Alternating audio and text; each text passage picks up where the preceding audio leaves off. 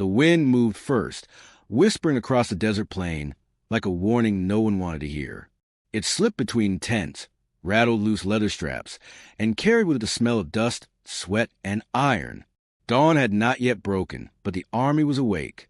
Thousands of men stood in silence, their breath rising in pale clouds, hands tight around spear shafts and sword hilts. Somewhere in the darkness, a horse snorted, and the sound felt too loud, too exposed. The Prince of Persia stood at the edge of the camp, looking east where the horizon slowly paled. He was young by the standards of kings, but war had already carved its marks into his face. Tired eyes, a jaw that no longer softened when he smiled. His armor caught faint starlight, scratched and dull from earlier skirmishes, each mark a memory he could not erase. He rested his hand on the pommel of his sword, not for comfort, but to remind himself that he was still here. Behind him, the camp stirred. Leather creaked as men adjusted armor. Stones scraped as shields were lifted from the ground. Low voices murmured prayers to gods both old and new. Some prayed for victory. Others prayed simply to survive the day. A captain approached, boots crunching softly on sand. "The scouts returned an hour ago," he said in a low voice. "The enemy is closer than we thought. They marched through the ravine to the north. By sunrise, they will see our banners." The prince nodded, eyes never leaving the horizon. "Then we meet them before the sun is high." The captain hesitated. "The men are afraid." "So am I," the prince replied quietly. "But fear sharpens a blade if you hold it properly." A distant horn sounded, long, hollow, echoing across the plain. It was answered by another, farther away. The sound rolled through the camp like a wave, stiffening spines, tightening grips. Somewhere, a soldier whispered, "They're coming." The prince turned and walked through the ranks. As he passed, men straightened, forcing courage into their posture. He saw it in their eyes. The fear of dying far from home, the dread of being forgotten, the terrible hope that bravery might be enough. One soldier could not stop his hands from shaking as he tightened the strap on his helmet. "What is your name?" the prince asked, stopping beside him. "Ardeshir, my lord," the man replied, voice thin. "Do you know why you're here, Ardeshir?" The soldier swallowed. "To defend the empire." The prince leaned closer. "No, you are here to defend the man beside you. Do that, and the empire will take care of itself." Ardeshir nodded, breathing a little steadier. The army moved as the sky began to glow with pale gold.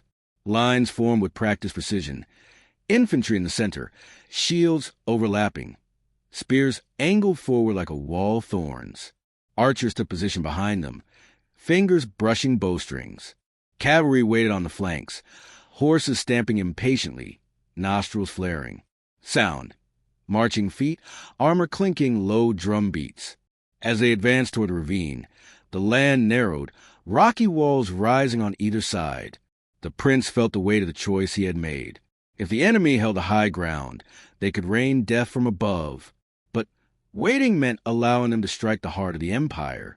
Time was slipping, grain by grain, and there would be no turning it back. An arrow struck the ground ahead, with a dull thud. Then another. "Shields!" someone shouted. The sky darkened as arrows fell like sudden rain. Shields came up in unison, wood and bronze shuddering under impact. A man screamed as an arrow found a gap beneath his arm. He fell, clutching at the wound, blood soaking into the sand. "Forward!" the prince shouted. His voice cut through the chaos. "Do not stop." The infantry surged ahead, boots slipping on loose stone.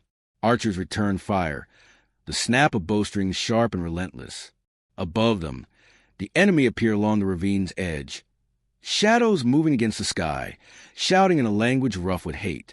The first clash came suddenly. Enemy troops poured down narrow paths, colliding with the Persian line. Steel rang against steel. Shields cracked, the air filled with dust and screams. Sound, metal clashing, shouting, horses screaming. The prince was everywhere and nowhere at once, striking, parrying, shouting orders.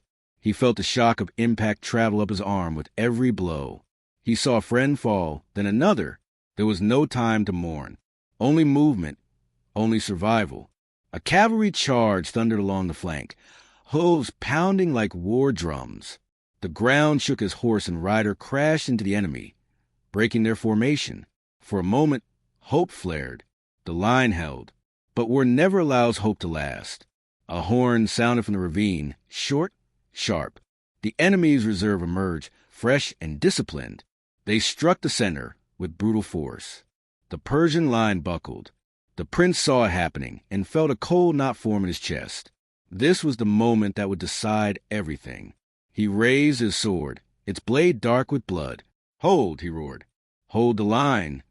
Men pushed forward, screaming defiance, bodies pressed together so tightly they could barely move. The fighting became close, personal, breath against breath, eyes locking before the strike. Time seemed to slow. The prince became aware of every sound, the rasp of his own breathing, the wet crunch of a blade finding flesh, the distant cry of a wounded horse. He wondered briefly how many moments like this a man could endure before something inside him broke forever. Then an explosion of noise as a shield shattered beside him.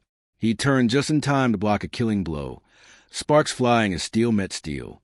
He drove his sword forward, and the enemy's soldier fell, eyes wide with shock. For a heartbeat, the prince stood over him, chest heaving.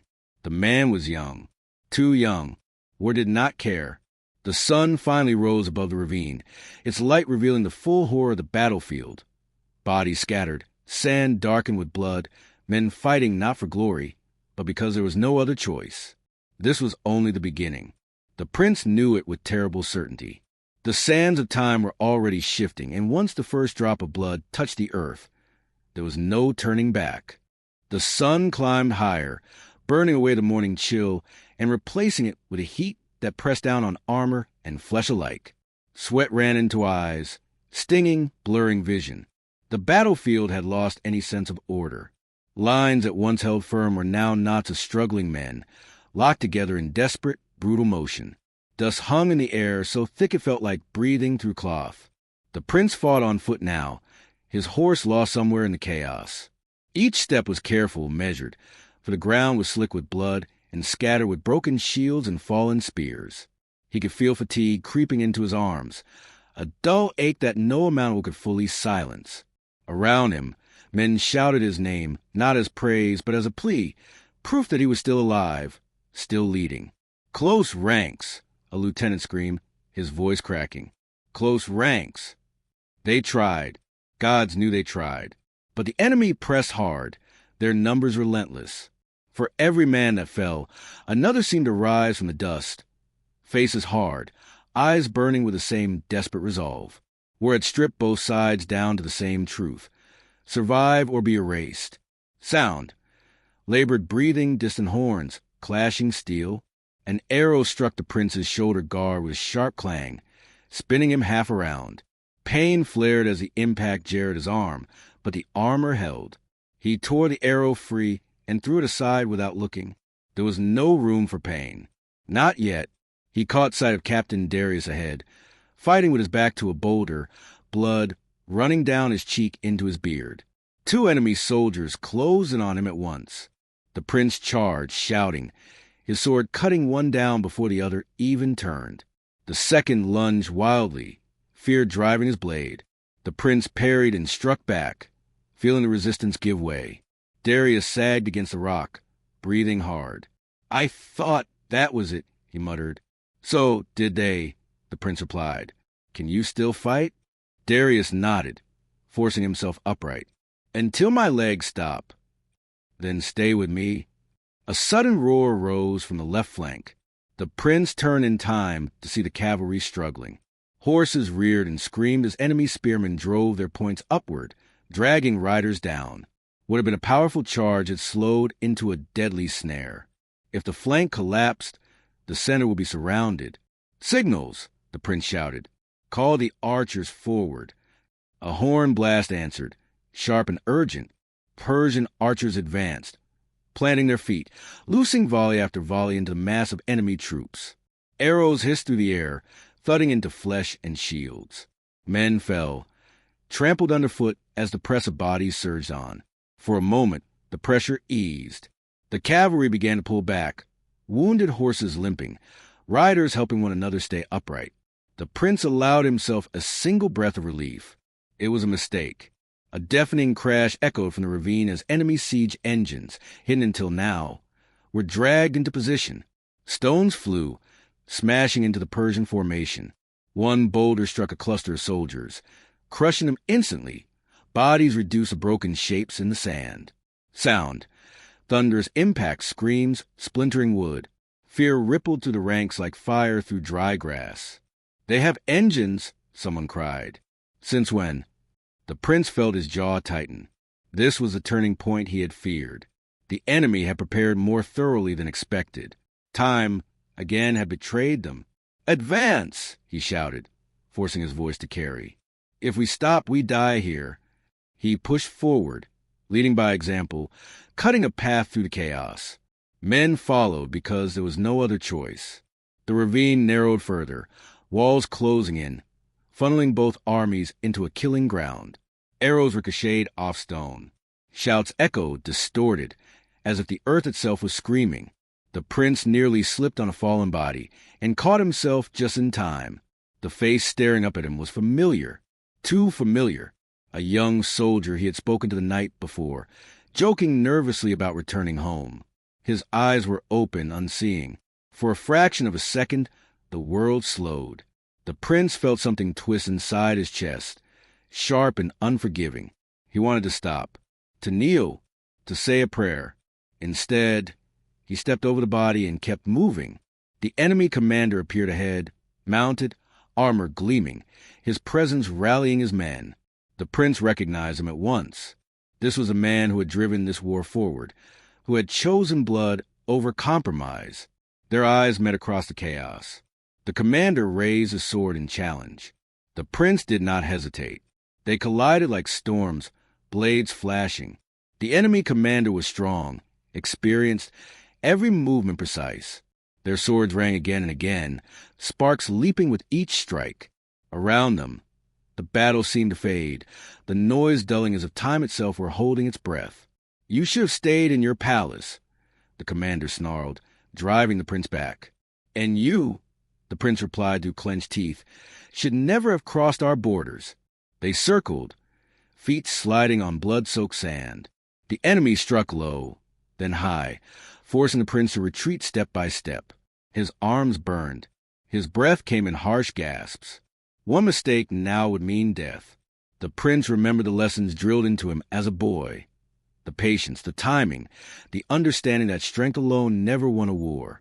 As the enemy overcommit to a heavy strike, the prince shifted his weight and turned the blade aside, stepping inside the man's guard. The sword drove forward. The enemy commander froze, eyes wide, then sagged in the saddle as the life drained from him. He fell to the ground with a heavy thud, dust rising around his still form. For a heartbeat, there was silence. Then confusion spread through the enemy ranks. Shouts turned to questions. Orders went unanswered. The pressure eased as their formation wavered. "Push!" the prince shouted, lifting his sword high. "Now!" The Persian surged with renewed fury, forcing the enemy back step by step. Victory seemed suddenly possible, close enough to taste. But as the enemy began to retreat toward the far end of the ravine, a horn sounded again, long and ominous. Fresh troops emerged from behind the rocks, blocking the exit. The prince felt the weight of the moment settle over him like a stone. This was not the end. It was only another turn of the wheel. As the sun beat down and the battle raged on, one truth became clear. Even if they survived this day, none of them would ever leave this war unchanged. Time would move forward, as it always did, but it would carry scars that no victory could erase. The heat became merciless, a living thing that pressed against skin and lungs alike. Armor turned into an oven, and every breath tasted of dust and blood. The ravine had become a trap for both armies, its stone walls echoing every scream, every clash of steel, until the noise blurred into a single, endless roar.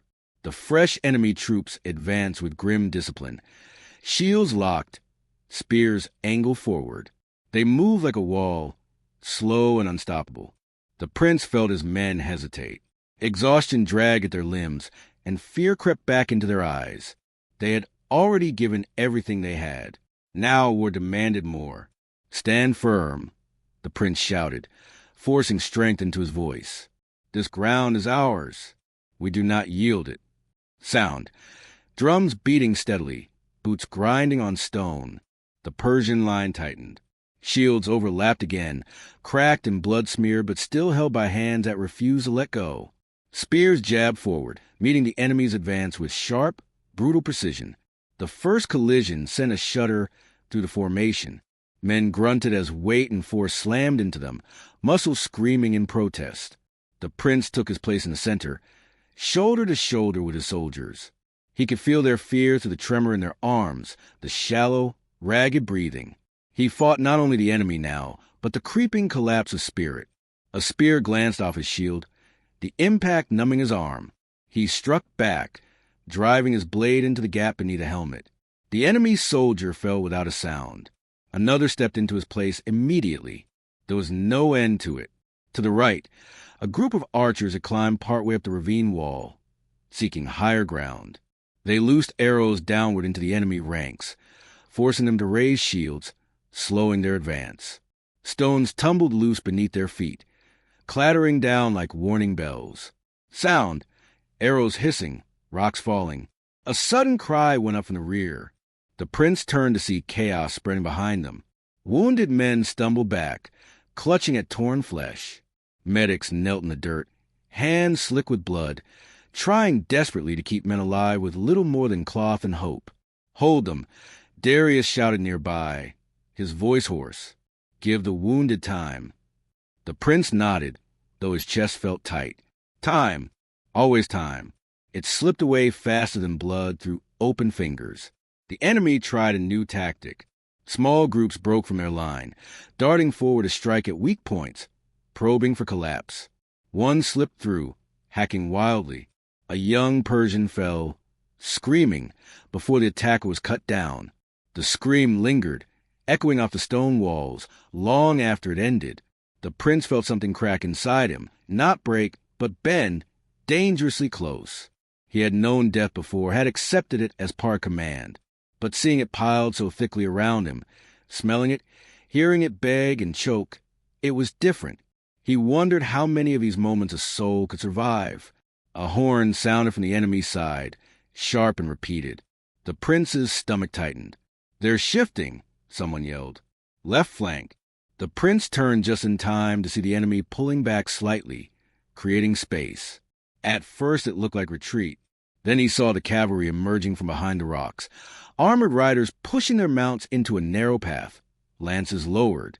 "There's no room," Darius said, disbelief in his voice.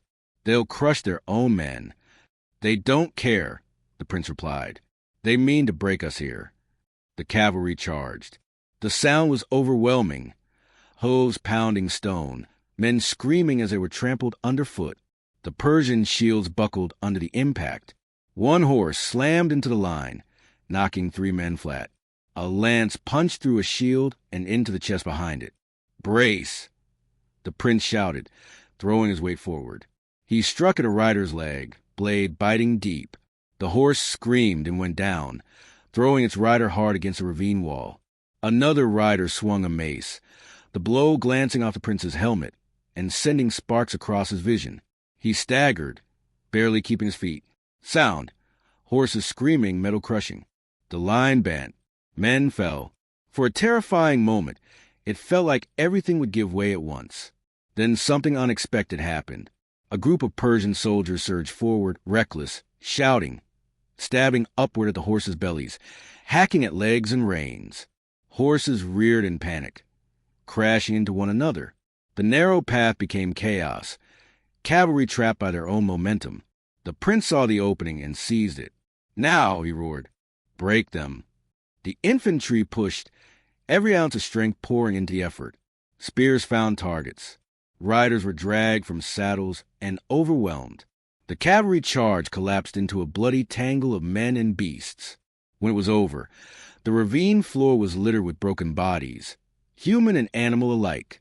The stench was unbearable. The enemy line faltered again, shaken by the failed charge. Their commander shouted, tried to restore order, but the rhythm was gone.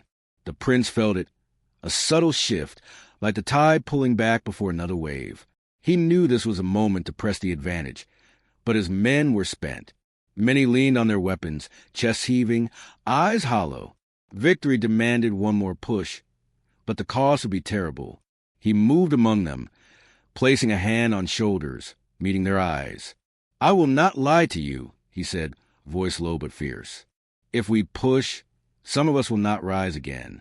If we do not, none of this will matter. Choose." No one spoke. Then one man stepped forward, blood streaming from a cut above his brow. He raised a spear.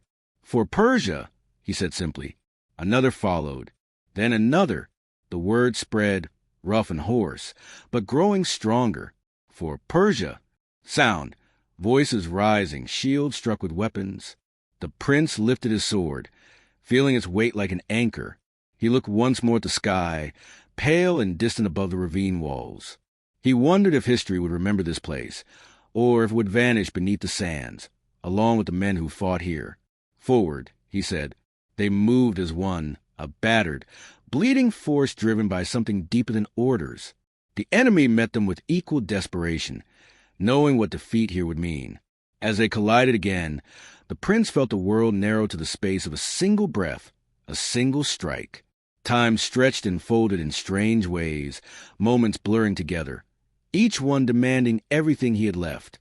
This war was no longer about borders or kings. It was about endurance, about how much pain a man could carry and still move forward.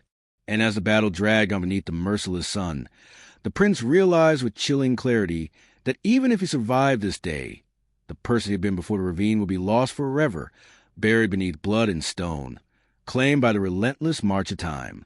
The fighting slowed, not because the will to kill had faded, but because bodies could no longer move as they once had. Every motion felt heavy, as if the air itself resisted them. The ravine was choked with dust and smoke, sunlight filtering through in pale, wavering beams. Men fought in silence now, mouths open, breath rasping, eyes dulled by exhaustion. The prince felt the tremor in his hands and forced his grip tighter around the sword. He could no longer feel where the hilt ended and his flesh began.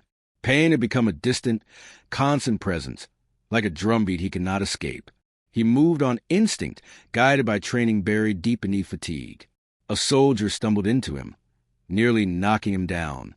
"My lord," the man gasped. "They're pulling back again." The prince looked ahead. The enemy line was retreating in uneven steps, shields raised, glancing back over shoulders. It looked like collapse.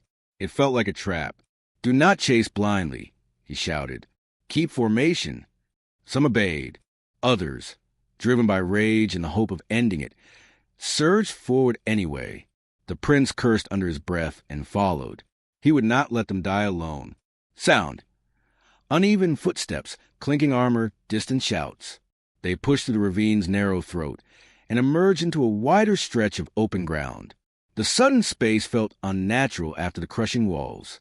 For a moment, there was a fragile silence, broken only by the wind moving across the plain.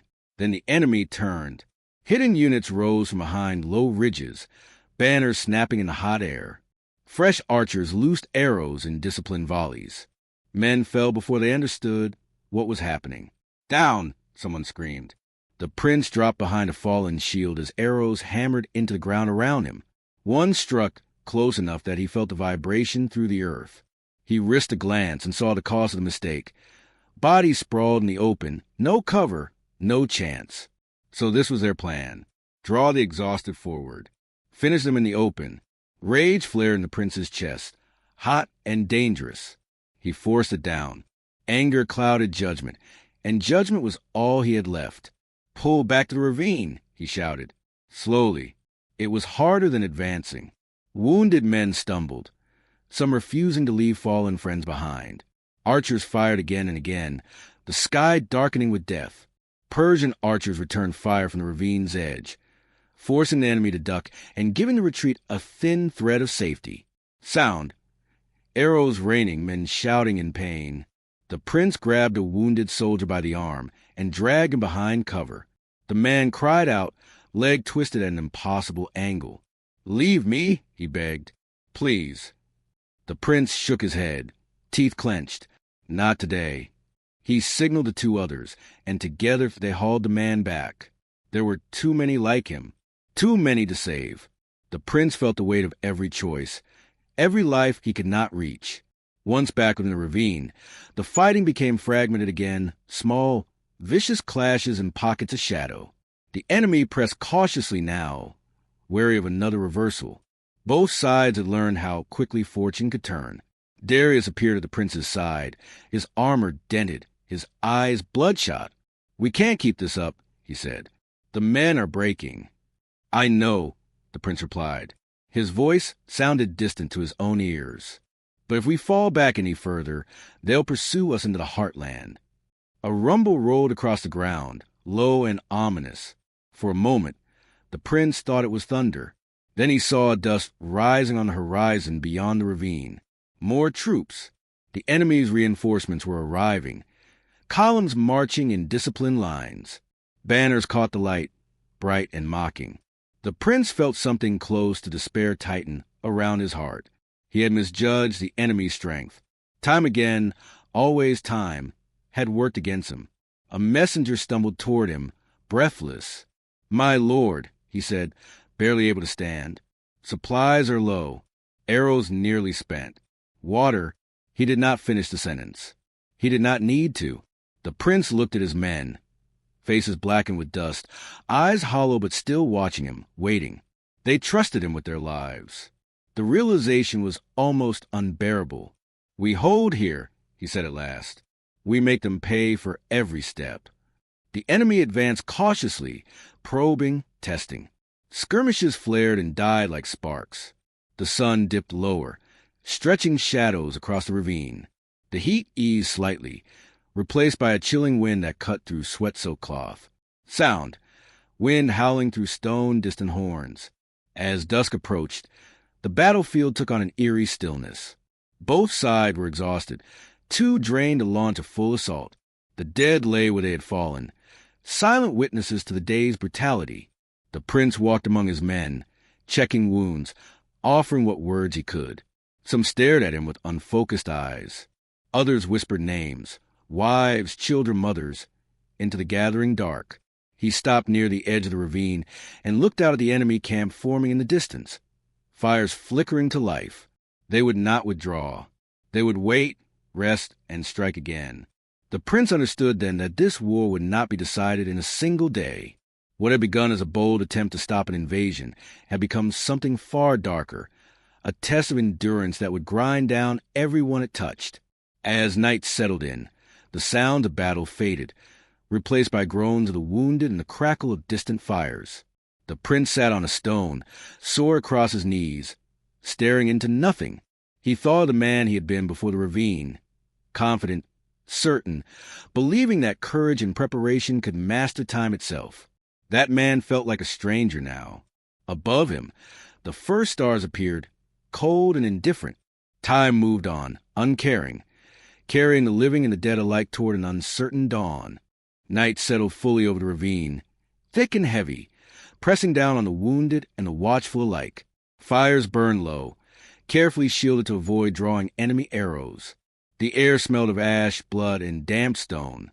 Somewhere in the darkness, a man moaned softly, the sound repeating until it blended with the wind. The prince did not sleep. He sat among his soldiers, back against the cold rock, sword laid across his knees, as if it were the only thing anchoring him to the world. Every time he closed his eyes, he saw faces, some alive, some already claimed by the ravine. He wondered how many more would join them before dawn. Sound. Crackling fire, distant coughing, wind to the ravine. A sentry approached quietly. "My lord," he whispered. Movement in the enemy camp. They're shifting positions. The prince rose at once. Fatigue screamed in his muscles, but his mind snapped sharp. He climbed to a narrow ledge and peered out across the plain. Enemy fires flickered and moved, forming new lines.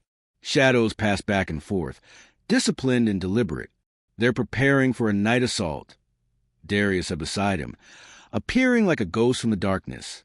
Or try and make us think they are. Either way, they want us afraid. the prince replied. And it was working. The men sensed it too. Nervous murmurs spread, hands tightening on weapons. Night magnified every sound, every movement. A single stone sliding down the ravine wall made heads snap around, hearts racing. The prince gathered the officers close, their faces lit unevenly by firelight. "We cannot outnumber them," he said quietly. "We cannot outlast them in open ground. But here," he gestured to the ravine walls rising on either side, "we can make them bleed." He gave his orders quickly. Barricades of broken shields and spears were dragged into narrow passages. Archers took what little high ground remained. Stones were piled near the edges, ready to be pushed down. Sound, scraping wood and stone, hushed commands. Hours passed in tense silence. The moon crept across the sky, casting pale light that turned armor into dull shadows. Men dozed sitting up, jerking awake at imagined sounds. Time stretched, thin and cruel. Then it began. A single arrow flew from the darkness, striking a shield with a sharp crack. Almost immediately, more followed, hissing through the air. Shouts erupted as the enemy surged forward, their war cries echoing off the stone. "They're coming!" someone screamed. The ravine exploded into chaos once more. Persian archers loosed their remaining arrows, firing by instinct, the twang of bowstrings rapid and desperate. Stones were pushed over the edge, crashing down into the mass below. Screams rose as men were crushed in the dark. Sound, arrows hissing, stones crashing, screams echoing. The enemy pressed on regardless, climbing over their own fallen, driven by numbers and orders. Torches flared to life, casting wild shadows that made the ravine seem alive.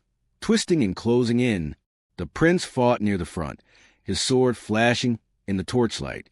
Night turned everything uncertain. Shapes blurred. Friend and foe looked the same until it was too late. He nearly struck one of his own men before pulling the blow aside at the last moment. A heavy impact slammed into his side, knocking the breath from his lungs. He fell hard, rolling over a body that did not move. Panic flared as he struggled to his feet, vision swimming. An enemy soldier lunged at him, blade raised. The prince blocked the strike, by instinct and countered, feeling the blade bite. The man fell away into the dark. The prince staggered, leaning on his sword, forcing air back into his chest. Around him, the ravine was a nightmare of fire and shadow. Men fought hand to hand, shouting, cursing, praying. Blood made the stones slick. Torches were dropped and trampled, plunging sections into near total darkness. Darius appeared out of nowhere, dragging the prince back as another enemy rushed in.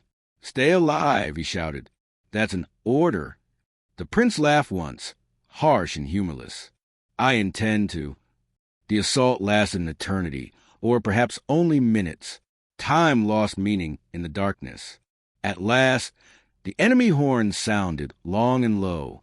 The attackers began to withdraw, melting back into the shadows, leaving the ravine littered with bodies and broken torches. Silence followed, thick and unreal. The prince stood among the aftermath, chest heaving, arms trembling. Fires were lit again, revealing the cost.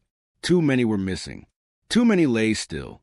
A medic knelt beside a young archer, shaking his head slowly.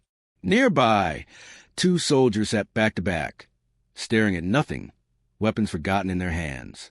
The prince felt something hollow open inside him. Victory felt meaningless when measured against the price they had paid. As dawn approached, pale light crept into the ravine, revealing the enemy once more.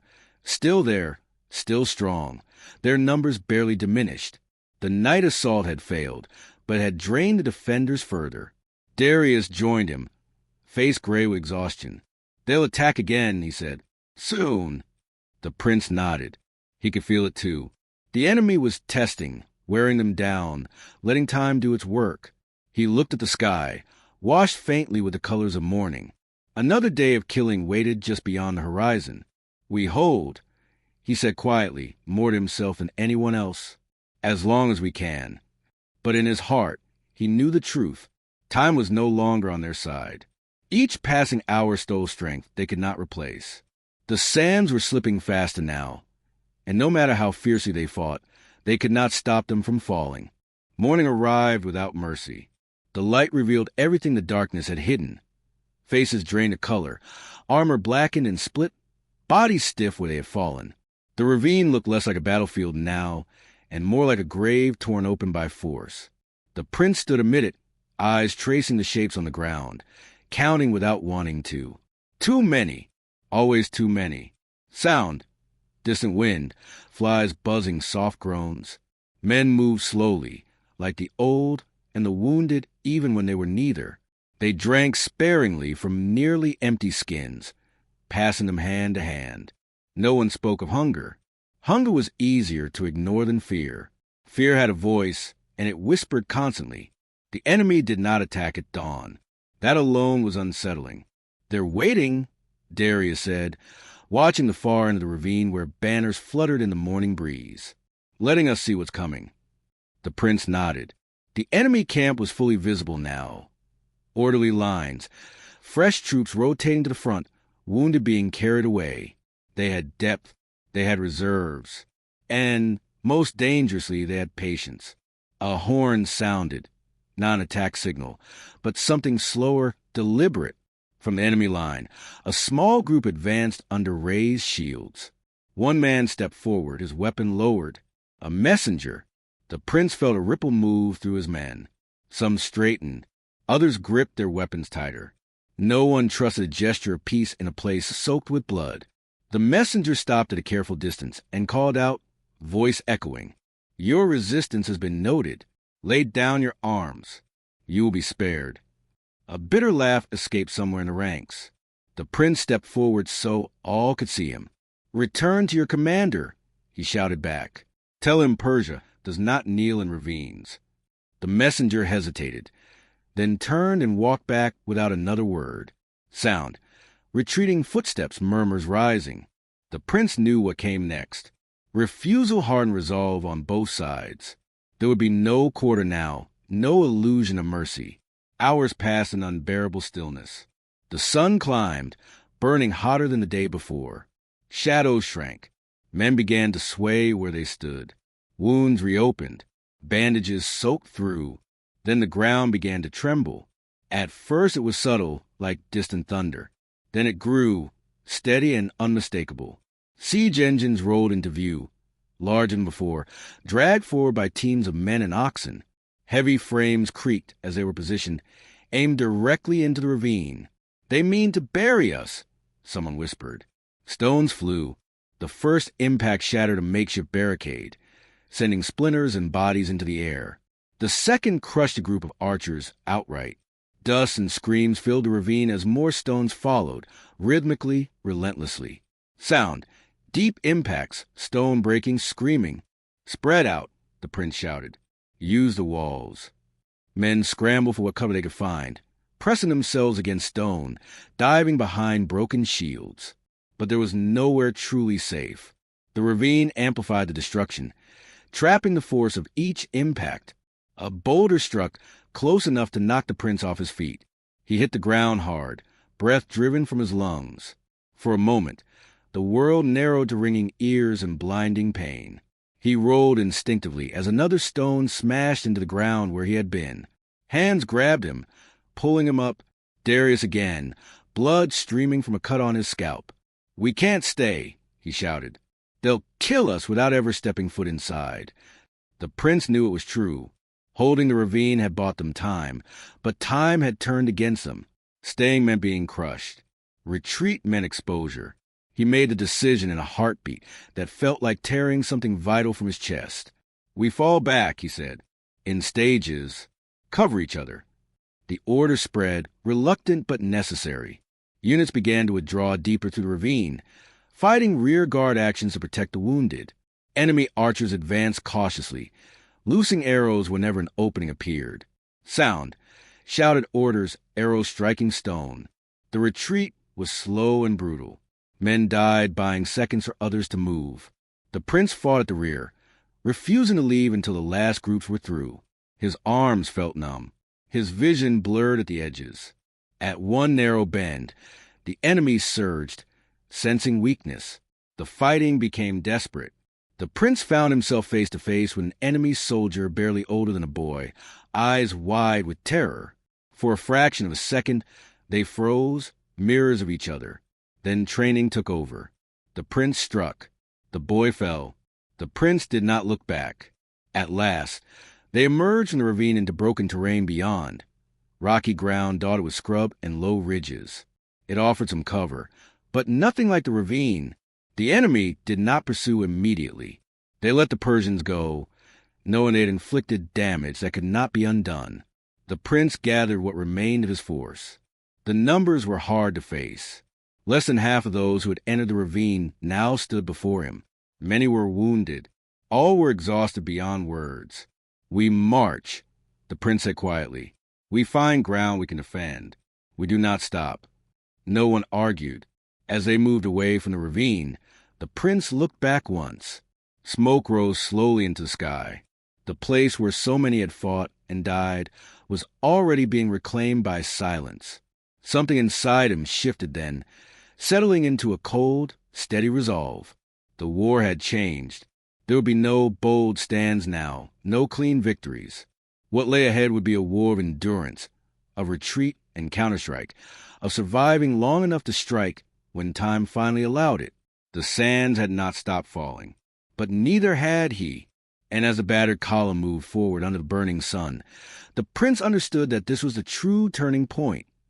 Not the battles already fought, but the knowledge that from this moment on, every step would carry the weight of what had been lost, and every decision would carve deeper into history than any blade ever could.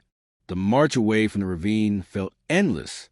The ground underfoot was uneven and cruel, strewn with rocks that tore at sandals and wounded feet. Every step sent fresh pain through already broken bodies. The column moved in silence, not from discipline, but because there were no words left that could ease what they carried. Sound. Slow footsteps on gravel, labored breathing. The prince walked near the front, though the weight of command pulled at him from every direction. He could feel the eyes of his men on his back, watching how he moved, how he carried himself. If he faltered, they would falter with him. So he walked straight, even as exhaustion gnawed at his bones. Scouts returned in short intervals, faces grim. "Enemies shadowing us," one reported, "keeping distance, waiting." Of course they were. The enemy had learned the rhythm of this war. They no longer needed to crush the Persians outright. Time would do it for them. The prince ordered the column to veer toward a line of low hills ahead, their slopes broken by dry gullies and scattered stone. It was not ideal ground, but it was better than the open plain. There, they could anchor their defense and force the enemy to commit if they chose to attack. As they climbed, men stumbled and were caught by others, hauled upright without a word. Water ran out before midday. Lips cracked. Tongues swelled. Some sucked on smooth stones just to keep their mouths wet. Sound. Wind sweeping across hills. They reached the ridgeline as the sun reached its highest point. Below them, the land stretched wide and empty, shimmering with heat. Behind them, in the distance, dust marked the enemy's slow, deliberate advance. The prince gave the order to halt. Men collapsed where they stood, dropping packs and shields with dull thuds. Medics moved through the ranks, doing what little they could, binding, splinting, whispering lies of survival. Darius lowered himself beside the prince, breathing hard. "They won't attack yet," he said. "They'll wait until we try to move again." "Then we make them wait on our terms," the prince replied. They set to work as best they could. Shallow trenches were scraped into the rocky soil. Stones were stacked into low walls. Archers were positioned along the higher ground, given the last of the arrows and told to make each one count. Sound. Stone scraping muted commands. By late afternoon, the enemy appeared at the edge of the plain. They did not charge. They formed ranks and stood there, banners lifting lazily in the wind. The distance between the armies felt immense, but the threat was unmistakable. The prince stood at the center of his line and studied them. He saw confidence in their stillness. They believed the outcome was already decided. A sudden skirmish flared on the left flank as a small enemy unit tested the defenses.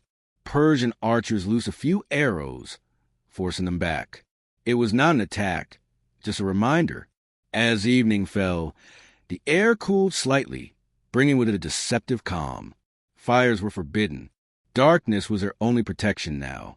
The prince moved quietly among his men, crouching beside them, meeting their eyes. "You've done more than any man should be asked," he said softly. "Whatever happens next, history will remember that." Some nodded, some smiled faintly. Others stared past him, already somewhere far away. Night deepened. The stars were sharp and bright, mocking in their indifference. Sound. Insects chirring, distant murmurs. Just before midnight, the enemy made their move, not with a charge, but with sound. Drums began to beat across the plain, slow and heavy, echoing off the hills. Horns joined in, rising and falling in a pattern meant to unsettle, to deny sleep. Men shifted nervously, hands tightened on weapons. Shadows seemed to move where there were none. "They're trying to break us," Darius murmured. The prince nodded. He felt it too, the creeping dread, the urge to flee, to make the noise stop. He raised his voice, low but steady. "Ignore it," he told those nearby. "Sound cannot kill you. Fear can." The drums continued for hours. Some men covered their ears. Others whispered prayers until their voices went hoarse. Then, without warning, the sound stopped. Silence rushed in, heavier than the noise had been. A heartbeat passed. Then another. Arrows suddenly streaked from the darkness, aimed not to kill, but to wound. Men cried out as shafts struck arms and legs. The enemy advanced in small groups, darting in and out of range, retreating whenever the Persians tried to respond. Sound. Arrows whistling, sudden shouts. It was harassment, pure and cruel. No rest, no relief. The prince directed the defense calmly, conserving strength, refusing to be drawn out. Each attack was repelled, but the cost was cumulative. Sleep became impossible. Exhaustion deepened into something dangerous. As dawn approached, the enemy finally withdrew, leaving the Persians shaken and spent. The prince watched the horizon lighten, feeling the weight of another day settle onto his shoulders. He realized then what this phase of the war truly was.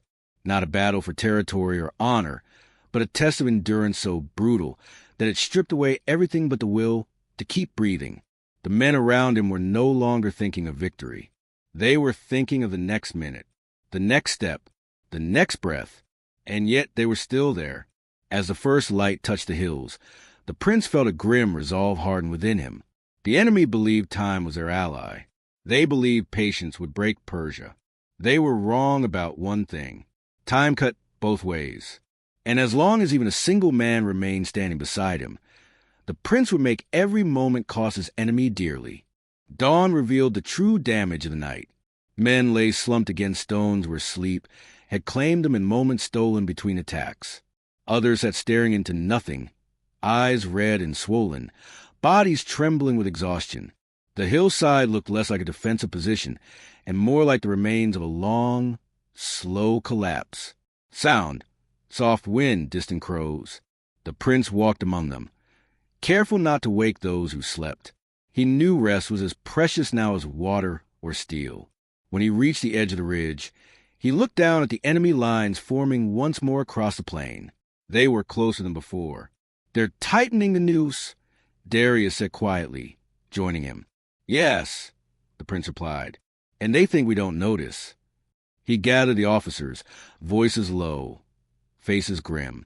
"They expect us to stay," he said, "to wait until we can no longer stand. We will not give them that." A murmur rippled through the group. "You mean to move?" one asked. "I mean to strike," the prince answered. The plan was simple because it had to be. Before the sun climbed too high, a small force would circle through the gullies and strike at the enemy's supply wagons and command tents. Not to win, but to disrupt, to remind the enemy that the Persians still had teeth. Volunteers stepped forward without hesitation. Many were wounded. All were tired. None asked about survival. Sound. Quiet fastening of armor whispered farewells. The prince watched them depart into the low ground, shadows slipping away between rocks and scrub. He wanted to go with them. Every instinct screamed to fight at the front. But command demanded something colder. The hours that followed stretched painfully. The main force held position, repelling minor probes, conserving what little strength remained. The sun climbed, heat settling in again like a familiar enemy. Then smoke rose from the enemy rear. At first it was thin, barely visible. Then it thickened, black and unmistakable. Shouts carried faintly on the wind. Movement rippled through the enemy lines as formations shifted, uncertain. A smile touched the prince's lips for the first time in days. "They felt that," he said. "The raiding force did not return. Not at first. Not at all." The prince waited until the sun began its slow descent. When the last of the raiders staggered back, their numbers were fewer than those who had left. One collapsed at the prince's feet, blood soaking his sleeve.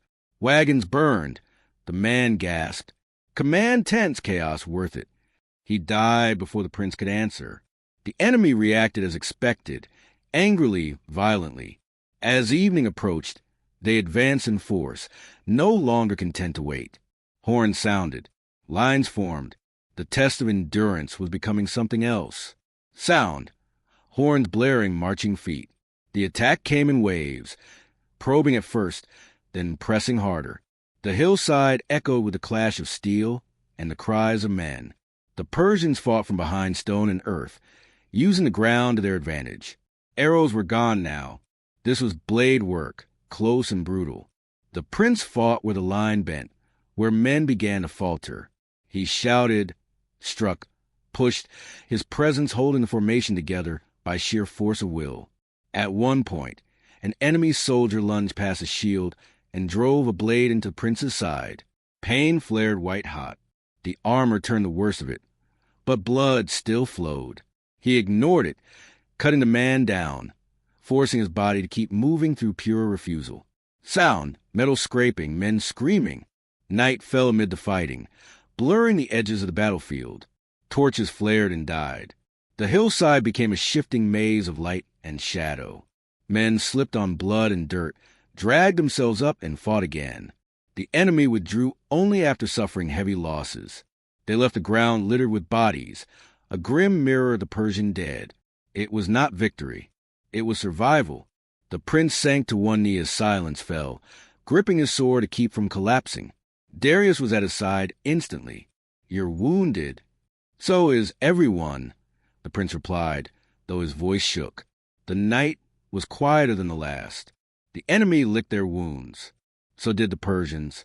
As the prince lay back against the stone, staring at the stars, he felt the weight of command press down harder than ever.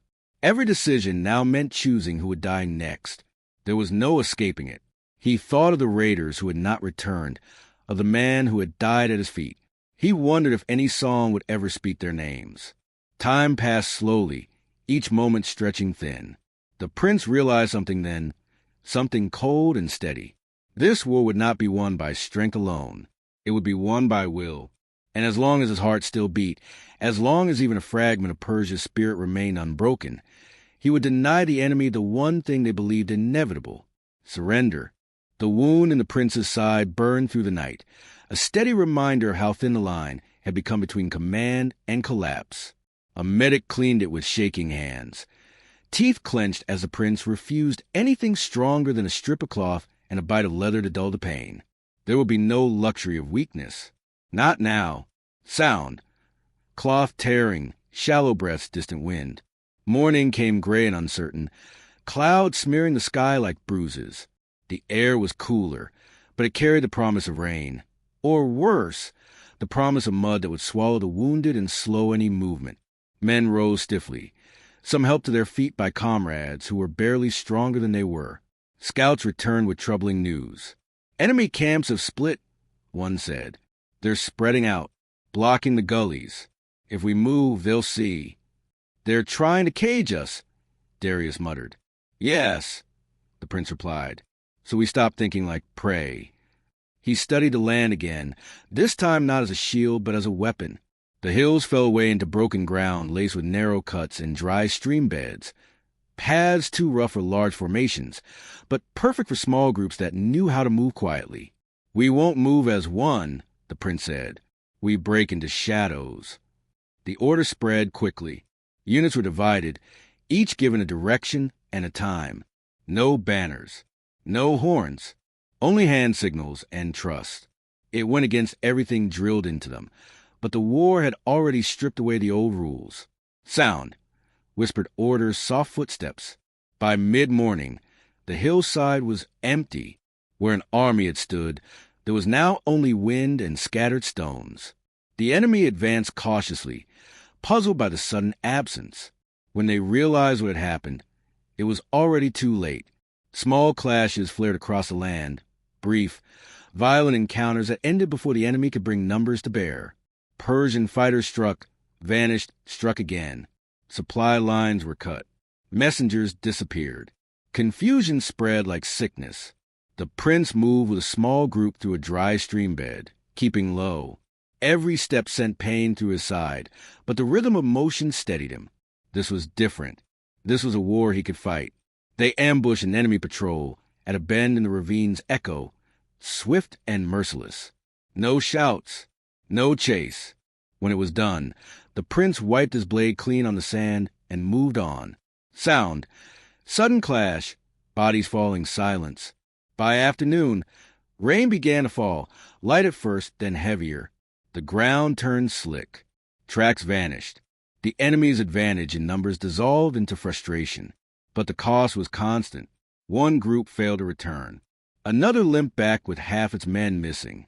The prince counted again, always counting, feeling the numbers shrink like breath in cold air. As evening approached, a messenger reached him, soaked and shaking. "They regrouped," the man said. "They're massing near the old stone bridge." The prince knew the place. A narrow crossing over a deep cut in the land. Whoever held it controlled movement for miles.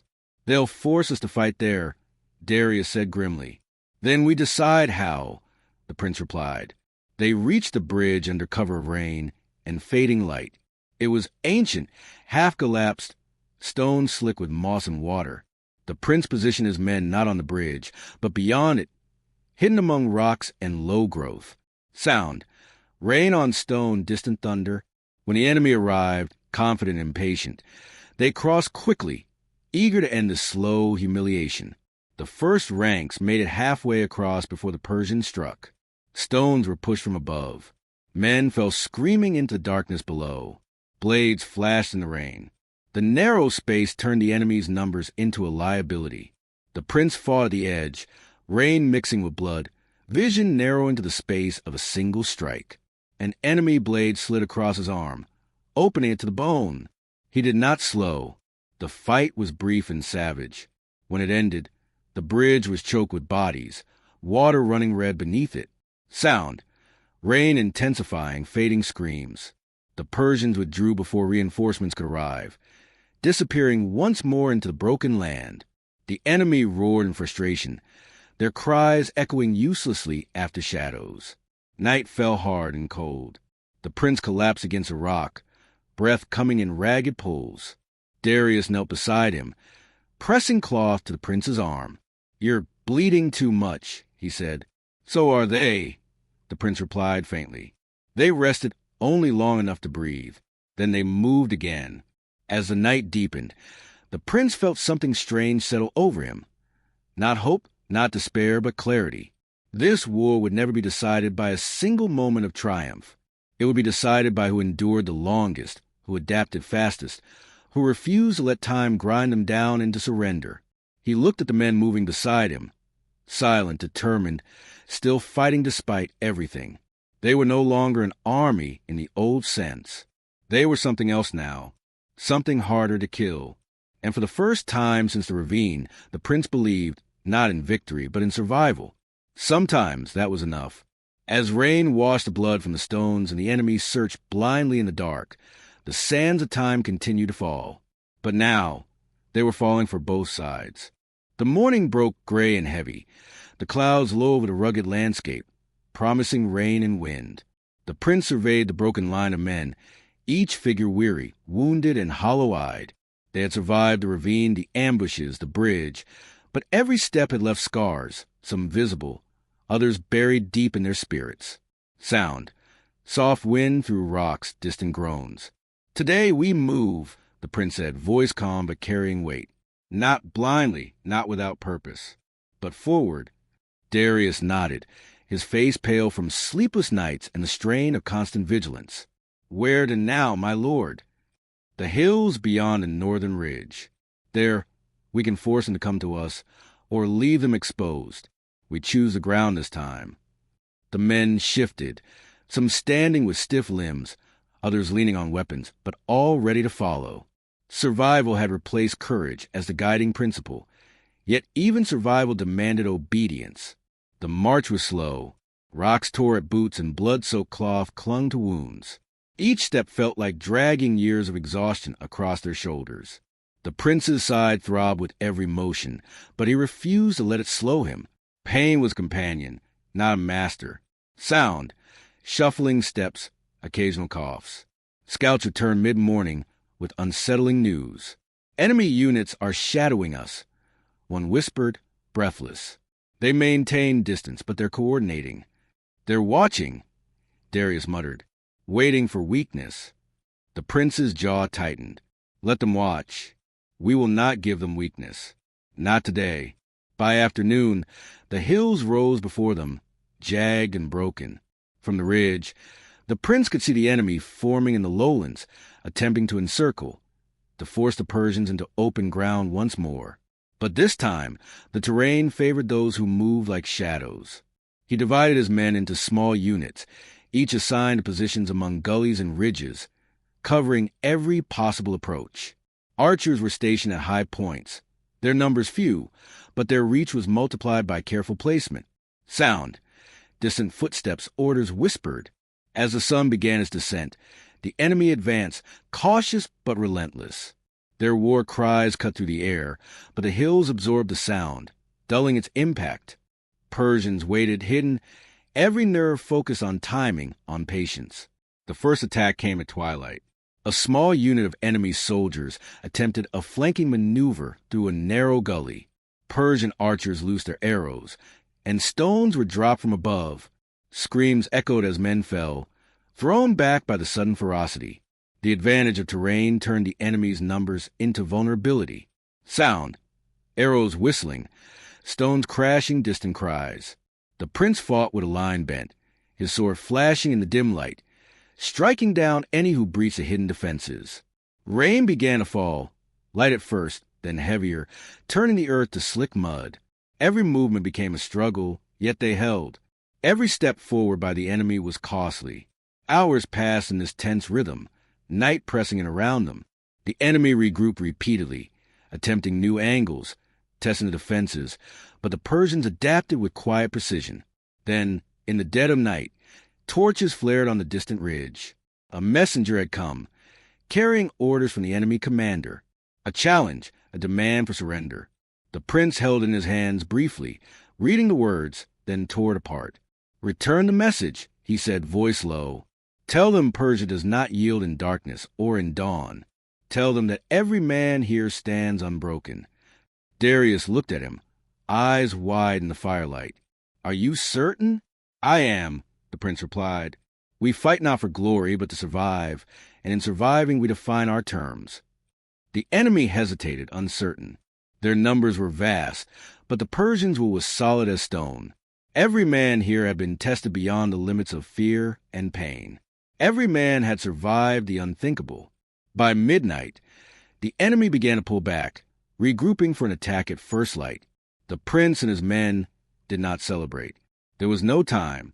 Every muscle ached. Every wound throbbed. Yet still, they moved, consolidating positions, tending to the injured, preparing for another day that would demand even more. Sound. Wind whipping over hills, soft groans, low murmurs. As dawn approached, the prince stood on a ridge overlooking the plain. Below, the enemy formed again, confident, disciplined, and arrogant in their numbers. But he had watched them make mistakes. He had seen their impatience, their frustration, and he knew that survival was its own weapon. He looked at his men, scattered among the ridges, each one a shadow in the morning mist. Exhausted, yes, but unbowed, determined, despite every loss. And for the first time in days, a quiet pride settled in his chest. "This is our fight," he whispered to no one in particular. "Not for crowns, not for land, not for glory, but for the right to endure." And as long as even one of us stands, we are not beaten. The sun rose fully, breaking through clouds, casting long light across the battlefield. The enemy would come again, but the Persians were ready. They had survived the ravine, the bridge, and every trial in between.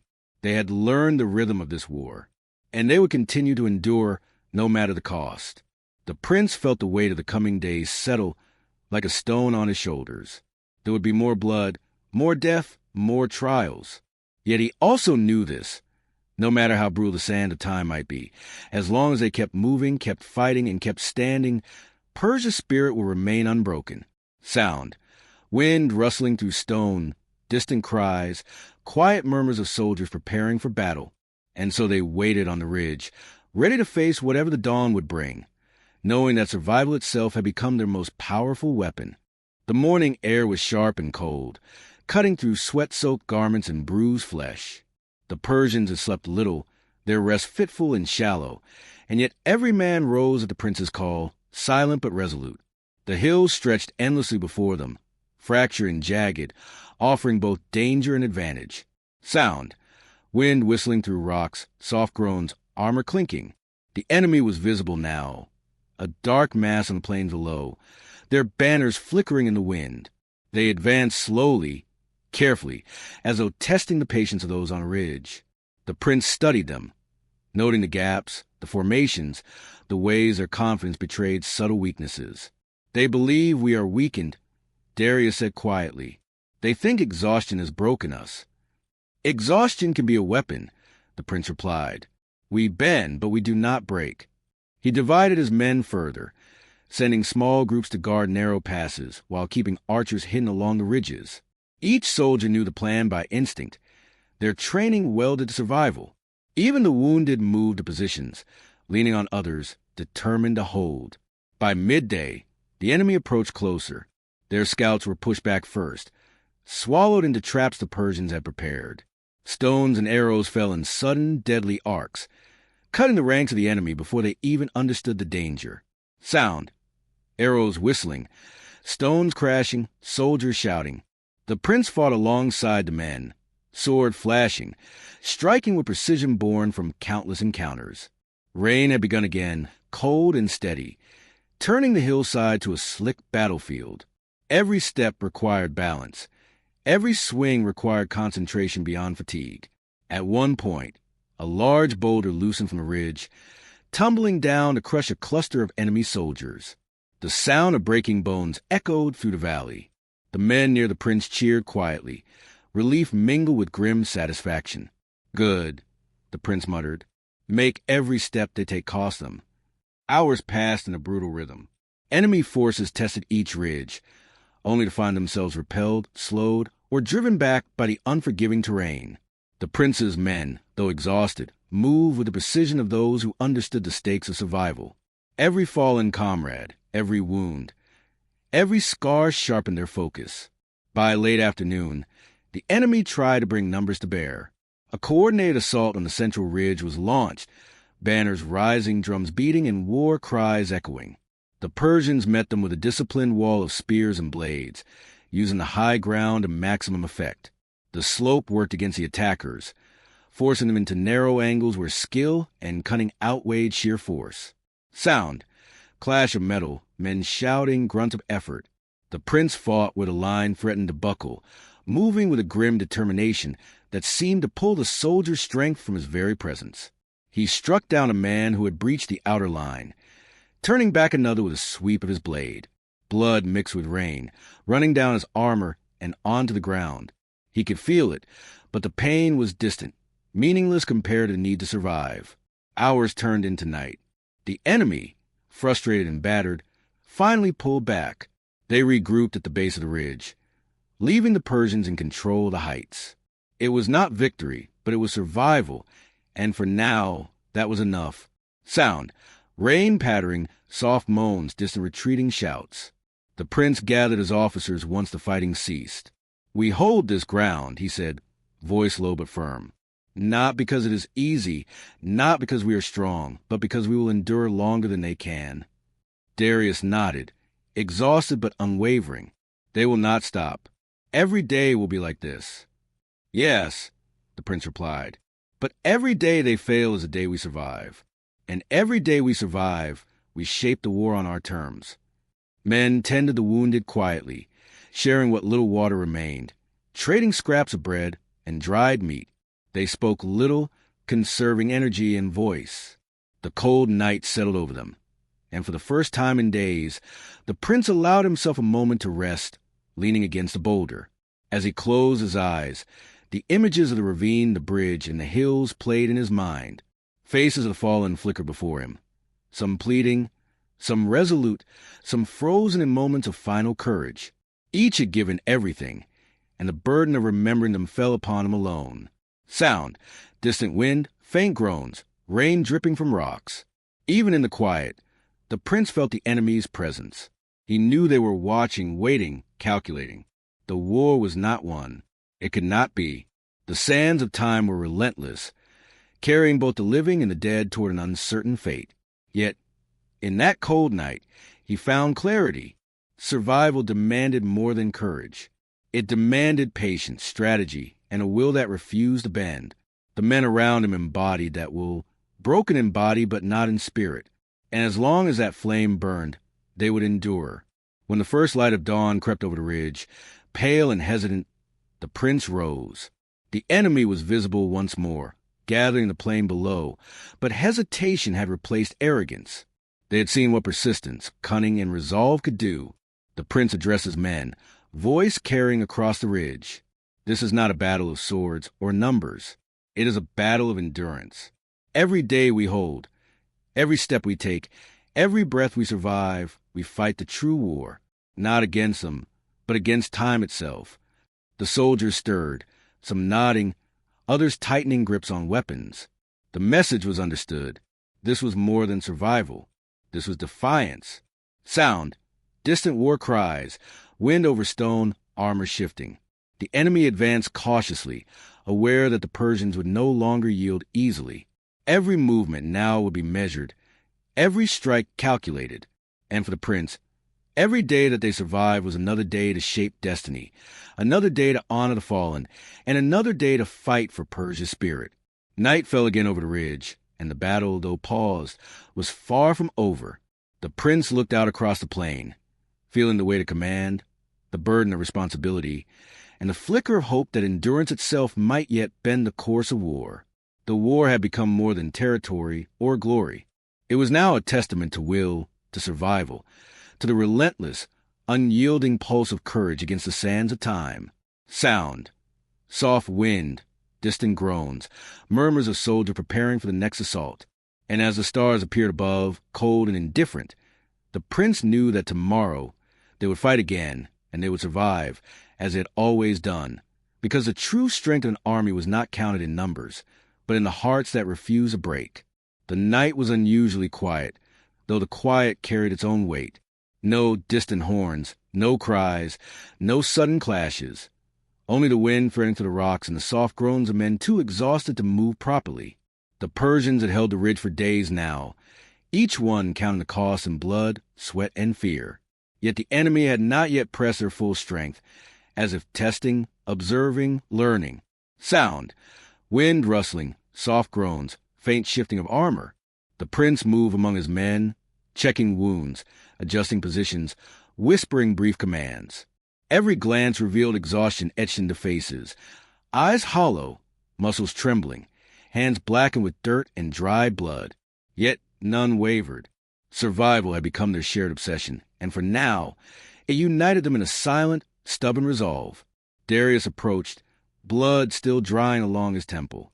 "They're massing below," he said, pointing toward the plain, gray shapes against the dim starlight. "They'll attack before dawn." The prince nodded. "Then we prepare. Every ridge, every gully, every boulder becomes a weapon. Every arrow, every stone, every drop of blood counts." He organized small patrols to cover blind spots and set men along hidden slopes. Spears were sharpened again, stones repositioned for maximum effect, and archers instructed conserve until targets were vulnerable. The prince knew the enemy's confidence would make them reckless, and he intended to exploit it fully. Sound, quiet commands, scraping stone, soft clinking of metal. By the pre-dawn hour, the enemy began to advance, the low mist of early morning obscuring their formations. Their banners swayed lazily, and drums beat a slow rhythm meant to intimidate. The Persians remained still, shadows on the ridge, muscles coiled and ready. Suddenly, the enemy surged in a wide sweep, aiming to overwhelm the center of the Persian line. Arrows flew from both sides, thudding into shields and bodies. Stones crashed down from above, taking soldiers by surprise and shoving them into the mud. The hillside became a corridor of chaos, blood mixing with rainwater and earth. Sound, arrows whistling, stones crashing, men shouting and grunting. The prince fought with a line faltered, sword flashing, striking down anyone who breached their defensive positions. He could feel the exhaustion in his muscles, the burn in his side, yet every motion was precise, a deadly choreography refined by desperation. A group of enemy soldiers broke through a narrow pass. The prince moved to meet them, blocking their advance with sheer force of will. One man lunged, sword raised. The prince sidestepped, driving his blade through the attacker's shoulder. Another struck from behind, and he parried, twisting to counter. The clash of metal rang through the ridge, mingling with cries of men on both sides. Darius came to his flank, driving back a small cluster of attackers. "We hold," he shouted, voice raw. "Do not let them through." Sound, clash of blades, shouting, rain pounding the stone. Hours stretched as the enemy continued to probe, pressing, then retreating under the steady discipline of the Persians' positions. The rain intensified, washing away tracks and covering movements, making every swing of the sword heavier, every step treacherous. Yet the Persians held, adapting, shifting, moving with a grim synchronicity born of survival instinct. By mid-morning, the enemy attempted a feint on the left flank, hoping to draw forces away from the central ridge. The prince anticipated this, quietly sending a small unit to intercept and trap them in a narrow ravine. The enemy, confident in their maneuver, fell into the trap, and arrows and stones rained from above. The narrow space amplified their vulnerability, and panic spread through their ranks. Sound, cries of men trapped, arrows striking wood and flesh, stones crashing. The prince surveyed the chaos from his position, breath ragged, armor caked with mud and blood. "Good," he muttered. "Make every inch cost them dearly." The enemy regrouped, confusion etched into their movements. Their discipline had faltered. They had underestimated the terrain, underestimated the men who moved like shadows, unseen yet deadly. By afternoon, the fighting slowed, not because one side had yielded, but because both were exhausted, drained of reserves, and aware of how costly each engagement had become. The Persians remained vigilant, but the pace had shifted from frantic defense to measured control. Sound, wind picking up, distant groans, muted clashing. The prince called a brief council with his officers. "We cannot hold indefinitely," he said, eyes scanning the horizon. "Supplies are dwindling, men are wounded, and the enemy will eventually bring their full force. But we can choose when and where to fight. We can continue to wear them down. Patience is our weapon now." Darius nodded, his face pale but resolute. "And if they break through?" "Then we adapt," the prince replied. "We fight in shadows, in gullies, in places they cannot fully use. Every step they take costs them more than it costs us." Night fell, carrying a bitter wind and the first heavy drops of rain in hours. Fires were kept low, only for the wounded and the coldest soldiers. The rest remained in silence, listening for movement in the dark. Sound, rain on stone, soft groans, low murmurs of soldiers tending wounds. The enemy did not advance immediately, leaving the Persians in a tense vigil. The prince moved among the men, checking their positions, encouraging those whose strength had nearly ebbed away. Each nod, each whispered word, was a lifeline in the endless tide of exhaustion. He paused at the edge of the ridge, looking down at the plain. The enemy camp was faintly visible, fires flickering like distant stars, yet nothing could mask the uncertainty now written on their lines. The Persians had survived the ravine, the bridge, and countless trials since.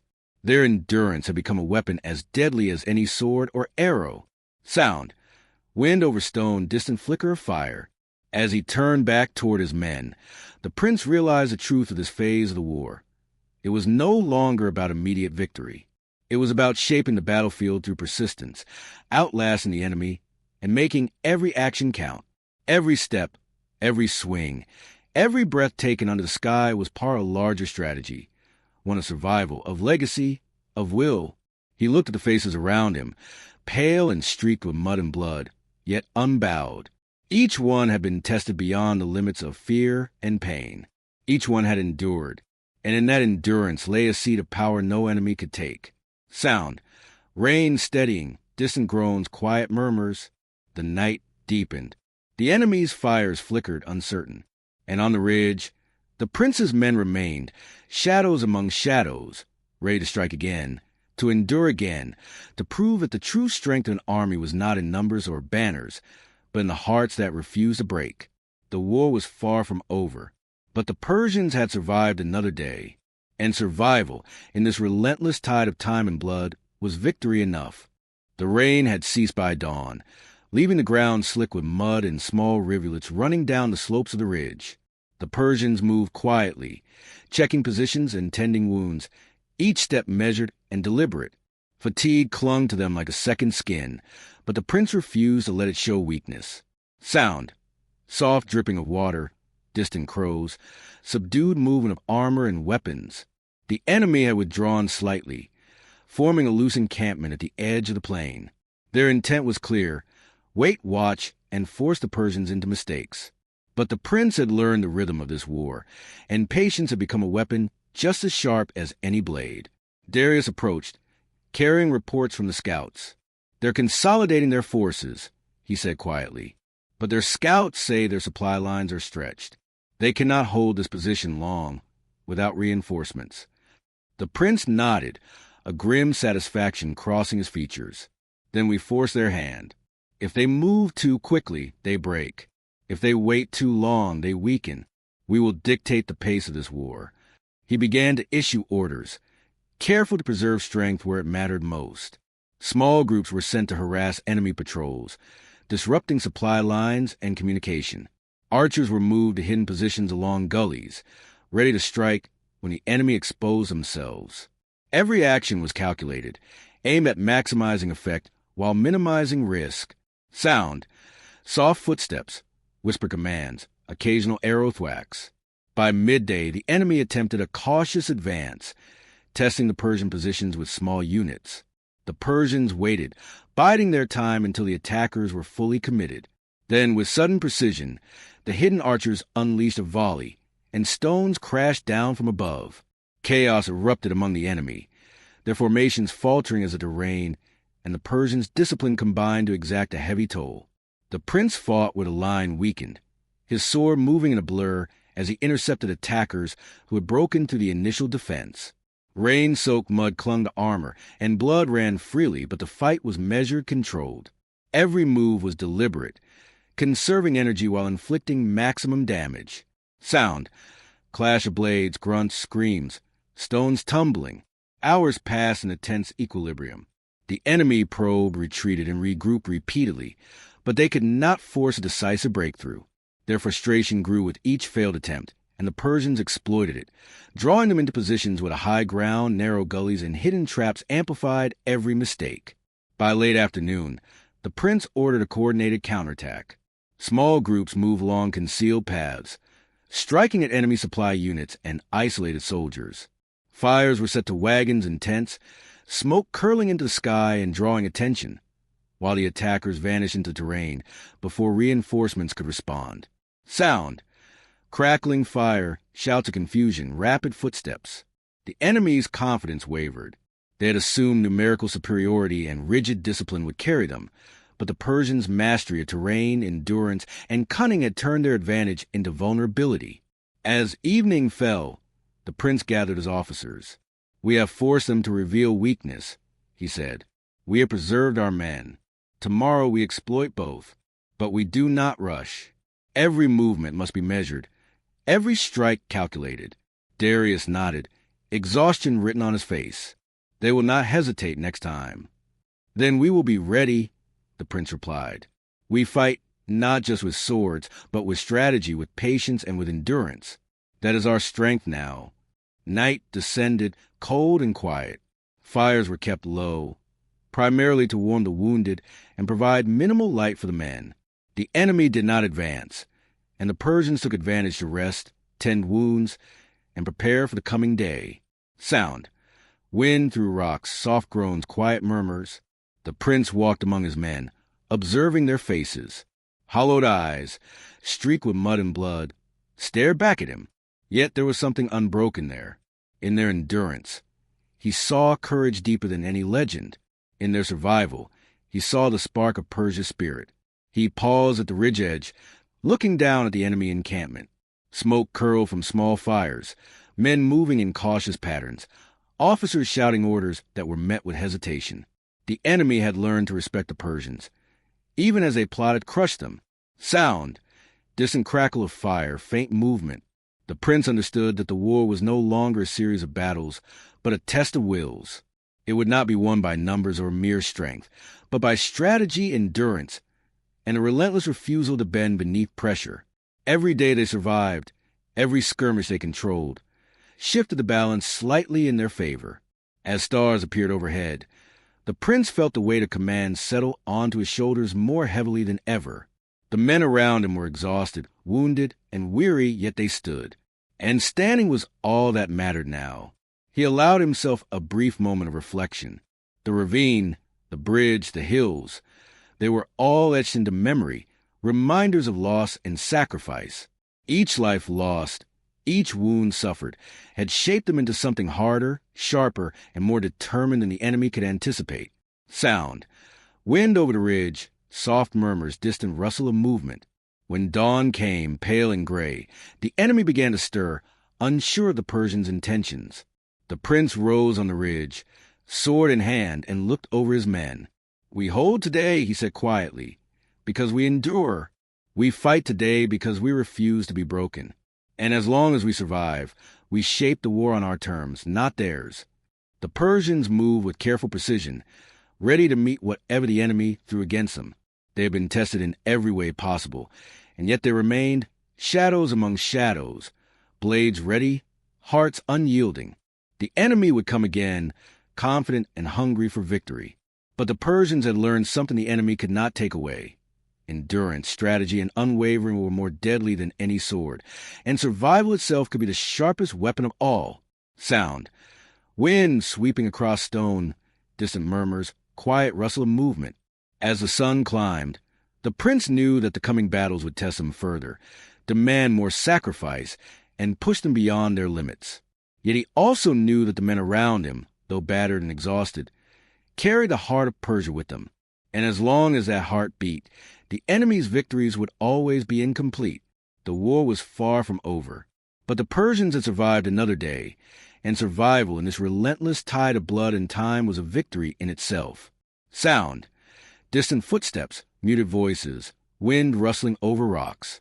The prince stood at the ridge edge, eyes fixed on the horizon, knowing that tomorrow would demand more, but also knowing that as long as his men endured, Persia's spirit remained unbroken. The dawn was muted, pale light spilling over the jagged ridges, casting long shadows that stretched across the battlefield. The Persians were weary beyond measure, bodies battered, spirits tested, yet the ridge remained theirs. Each man moved deliberately, tending to wounds, securing weapons, and checking positions. Survival had hardened them, shaping focus from exhaustion. Sound. Soft wind through rocks, occasional groans, muted clinking of armor. The enemy had regrouped in the plain below, their formations more cautious now. They were learning, adapting, but the Persians had learned too, how to strike unseen, how to turn terrain into a weapon, how to force the enemy into mistakes. The prince walked along the ridge, observing every movement, noting patterns, weaknesses, and hesitation. They consolidated their forces, Darius said, joining him, voice low and gravelly. "They'll attack soon, with full intent. Then we make them pay for every step," the prince replied. "We strike from shadow, we fight with patience, and we endure longer than they can bear." Orders were issued quietly, efficiently. Small units were positioned along gullies and behind rocks, each with a clear mission. Archers were hidden, their numbers few, but their precision deadly. Scouts were sent to monitor enemy movements, returning with updates that informed every minute decision. Sound, whispered commands, soft footsteps, occasional clatter of metal. By mid-morning, the enemy advanced cautiously. Their drums beat a steady rhythm, banners lifted high, and the ground trembled under the mass of soldiers moving in unison. But the Persians remained still, shadows blending with the ridges, eyes sharp and bodies ready. When the enemy reached the first line of defense, the hidden archers struck. Arrows whistled through the air, finding gaps in armor, hitting exposed limbs. Stones and debris tumbled from above, throwing formations into disarray. The advantage of terrain turned the enemy's numbers into a trap. Sound, arrows striking, stones crashing, men shouting and grunting. The prince fought with a line weakened, moving fluidly through the chaos, sword flashing, strikes precise and deliberate. Every motion was calculated to preserve energy while maximizing impact.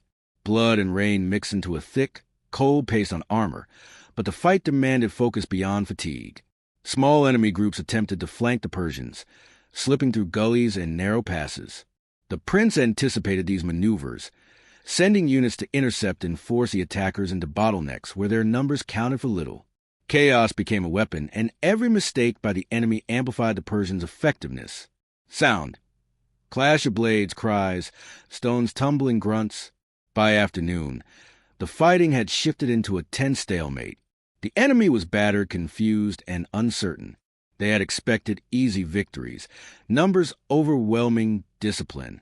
Instead, they faced shadows that struck and vanished, terrain that punished every misstep, and a line of men who refused to break. The prince gathered his officers briefly. "Tomorrow, we exploit what we have built," he said, voice low but commanding. "Every wound they carry, every man they lose, every moment of hesitation is our advantage. We strike with patience, not recklessness." Darius nodded, exhaustion clear on his face. "And if they press hard tonight, then we adapt," the prince replied. "Every path, every rock, every gully is our ally. The longer we endure, the weaker they become. This war is now measured in will, not numbers." Night descended, thick and silent. Fires were kept low, for warmth and to tend to the wounded. The enemy did not advance, leaving the Persians in tense vigil. The ridge was alive with quiet movement, whispered checks, and the occasional soft groan. Men slept lightly, ready to rise at the first sign of danger. Sound, wind whipping through rocks, faint murmurs, distant rustle of enemy movements. The prince walked among his men, looking into their eyes. Hollowed, bloodied, exhausted, but unbroken. Each had endured more than any man should, yet each remained a testament to resilience and determination. In their survival, he saw the enduring spirit of Persia, forged through fire, blood, and relentless time. He paused at the ridge edge, surveying the enemy encampment. Smoke from small fires flickered in the night, officers shouting orders that were met with hesitation. Confidence had begun to falter. The Persians' endurance had become a weapon the enemy could not anticipate or counter. Sound, distant crackle of fire, soft wind, muted footsteps. The prince reflected on the long days of the campaign, the ravine, the bridge, the repeated attacks, the losses and the wounds. Every test had hardened the men, forged their focus, and strengthened their will. He understood that the war was no longer simply fought with weapons, but with strategy, patience, and sheer endurance. By dawn, the enemy stirred, wary of what the Persians might do. The prince stood at the ridge, sword in hand, and spoke quietly to his men. "We hold today, not because it is easy, but because we endure. We fight because survival itself has become our weapon. And as long as we endure, the war is not lost." The soldiers shifted, nodding, gripping their weapons, ready for the inevitable clash. Every step they had taken, every wound suffered, every sleepless hour, had brought them to this point. They understood that survival demanded vigilance, cunning, and unyielding spirit. Sound, wind over stone, distant movement of enemy forces, soft murmurs of soldiers preparing. The enemy advanced slowly, confident but wary, every misstep costly on the treacherous terrain. The Persians remained patient, letting the attackers expose themselves to traps, ambushes, and carefully timed strikes. Every inch of ground was contested, every action deliberate. The prince observed, striking when necessary, guiding his men with quiet authority, moving fluidly through mud and blood. They held the ridge, and in holding, they shaped the battlefield, dictating the terms and exacting a price with every enemy move. Sound, clash of metal, grunts, cries, stones tumbling. Night fell once more. The enemy withdrew temporarily, regrouping below the ridge, battered and cautious. The Persians, though exhausted, remained vigilant. The prince looked at his men, proud and weary, their endurance a silent testament to Persia's spirit. He realized that the war was no longer a series of battles. It was a test of wills. Survival, patience, and the refusal to break had become their most potent weapons. And as long as his men endured, the enemy could never truly claim victory. Sound, wind rustling, faint groans, distant murmurs. The prince stood at the ridge edge, staring at the horizon, knowing the enemy would return at dawn. Yet he also knew that each day survived, each test endured, carried the promise of eventual triumph. The Persians had learned to fight not only with strength, but with endurance, strategy, and willpower, the truest measures of victory. The night was long and cold, but the men stood together, shadows on the ridge, ready to face whatever came next. Survival itself had become their weapon, and as long as they remained unbroken, the spirit of Persia would endure. Sound, soft wind, distant rustling, quiet murmurs, the world holding its breath. And so the prince and his men waited, prepared, and endured, knowing that in the relentless flow of time and war, their survival was the sharpest edge of all. The final dawn broke over the ridge, pale light spilling across the battered hillside, illuminating mud-streaked armor and the weary faces of men who had endured beyond measure. The Persians had survived the ravine, the bridge, the ambushes, and countless trials. Every step, every swing, every breath had been a testament to endurance. Now, they faced the culmination of all that struggle, the enemy massed below, prepared for a final push. Sound, soft wind over rocks, distant movement, low murmurs. The prince surveyed the battlefield, eyes sharp despite exhaustion, side throbbing from old wounds. He understood that this engagement would not be won by sheer force alone. Strategy, patience, and the unwavering will of his men were their greatest weapons. He walked among them, offering brief nods, tightening grips on shoulders, whispers of encouragement. "They think this will break us," he said quietly to Darius. "Let them try. Every step they take costs them. Every miscalculation is ours to exploit." Darius nodded. "We are ready?" "As ready as we will ever be," the prince replied. "Remember, it is not numbers that will decide today. It is our will, our cunning, our refusal to bend." By mid-morning, the enemy advanced, confident yet wary. Their formations were tight, disciplined, but the terrain betrayed them. Narrow gullies and uneven ridges funneled their troops, turning numbers into vulnerability. Hidden Persian archers struck first, arrows finding gaps in armor, disrupting formations before they could fully engage. Stones tumbled down cliffs, crushing those caught beneath. Chaos spread through their ranks even before the first clash of swords. The prince moved to the edge where the line bent, leading men into the fray.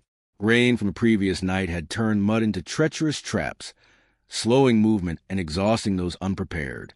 Every strike from the prince's sword was precise, every counter calculated. Blood mixed with earth, sweat, and rain, creating a bitter, metallic tang that filled the senses. The enemy pressed forward in waves, but the Persians held every ridge, every narrow pass, every rock. Each assault was repelled, each misstep punished. The prince coordinated movements, signaling small units to intercept flanking attempts, striking where the enemy least expected. His presence inspired those around him, drawing strength from his unyielding will. Hours passed in brutal rhythm. The enemy's confidence faltered, frustration mounting with every failed attack. The Persians, though exhausted, adapted continuously, using terrain, patience, and precise strikes to control the battlefield. They were shadows in the hills, strikes of vengeance against an overconfident foe. By afternoon, the enemy attempted one last desperate maneuver, a concentrated push against the center of the Persian line. Banners rose, war cries pierced the air, and the ground trembled under the mass of advancing soldiers. But the prince was ready.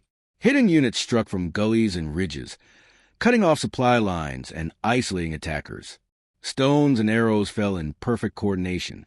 Every inch gained by the enemy was immediately contested. Every moment of boldness punished. Sound, clash of metal, cries of pain, stones crashing, arrows thudding. The prince fought at the critical point where the line bent, intercepting attackers, pushing back those who had broken through. He moved with fluid precision despite pain, exhaustion, and the weight of command pressing down. Around him, men held firm, inspired by his resolve and driven by the same unbreakable will. Hours of relentless combat passed. The enemy's momentum collapsed, their formations disintegrating under the sustained pressure of strategy, terrain, and relentless endurance. Confusion and fear rippled through their ranks. The Persians exploited every hesitation, every miscalculation, striking decisively before the enemy could recover. As the sun began to descend, the enemy finally withdrew, leaving the Persians in possession of the battlefield. The cost had been immense. Wounded and fallen littered the hills, but survival had been claimed. The men stood battered and bloodied, yet unbroken. The prince surveyed them, his chest heaving, sides still aching from an old wound, and felt a deep, quiet pride. He gathered his officers. "Today we survived," he said, "not because of numbers, not because of luck, but because we endured. We shaped the battlefield with patience, strategy, and the will to survive. That is the true measure of victory." Darius nodded, exhaustion clear in every line of his face.